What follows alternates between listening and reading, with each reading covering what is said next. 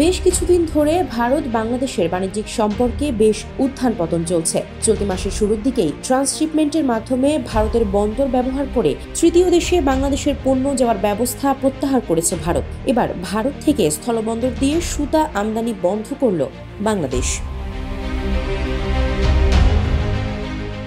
বেনাপোল, ভুমরা, সোনা মসজিদ, বাংলাবান্ধা, বুড়িমারি স্থলবন্দর দিয়ে সুতা আমদানির সুবিধা বাতিল করেছে জাতীয় রাজস্ব বোর্ড এনবিআর। মঙ্গলবার এ সংক্রান্ত প্রজ্ঞাপন প্রকাশ করেছে সংস্থাটি।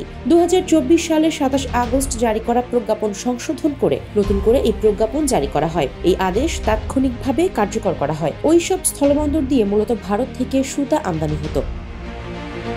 যমুনা ইলেকট্রনিক্স ঈদে ডাবল খুশি অফার সিজন 3, যে কোনো পণ্য কিনলেই পাচ্ছেন নিশ্চিত ঈদ উপহার। এর আগে গত ফেব্রুয়ারি মাসে দেশের স্থলবন্দর দিয়ে ভারত থেকে বস্ত্র খাতের অন্যতম কাঁচামাল সুতা আমদানি বন্ধের দাবি জানায় বস্ত্র শিল্প মালিকদের সংগঠন বাংলাদেশ টেক্সটাইল মিলস অ্যাসোসিয়েশন। এরপর গত মার্চ মাসে এক চিঠিতে পোশাক শিল্পে দেশে তৈরি সুতার ব্যবহার বাড়াতে স্থলবন্দর দিয়ে পোশাক শিল্পের সুতা আমদানি বন্ধ করার জন্য এনবিআরকে ব্যবস্থা নিতে বলে বাণিজ্য মন্ত্রণালয়ের Bangladesh trade and tariff commission.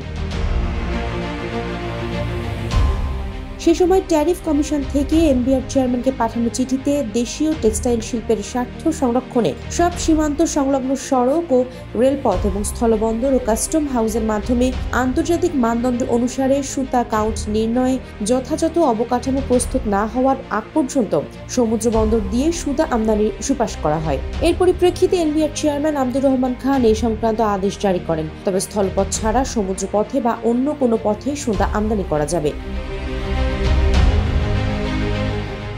জানা গেছে, ভারতের উত্তর দক্ষিণাঞ্চলে উৎপাদিত সুতা কলকাতায় গুদামজাত করা হয়। এরপর সেখান থেকে সুতা বাংলাদেশে পাঠানো হয়। এসব সুতা তুলনামূলক কম দামে বাংলাদেশে প্রবেশ করছে। এর কারণে দেশি সুতার পরিবর্তে স্থলবন্দর দিয়ে আসা সুতা বেশি ব্যবহার করা হচ্ছে। এ কারণে দেশীয় বস্ত্রশিল্প কারখানাগুলো বড় ধরনের ক্ষতির মুখে পড়ছে বলে দাবি করেছিল বাংলাদেশ টেক্সটাইল মিলস অ্যাসোসিয়েশন।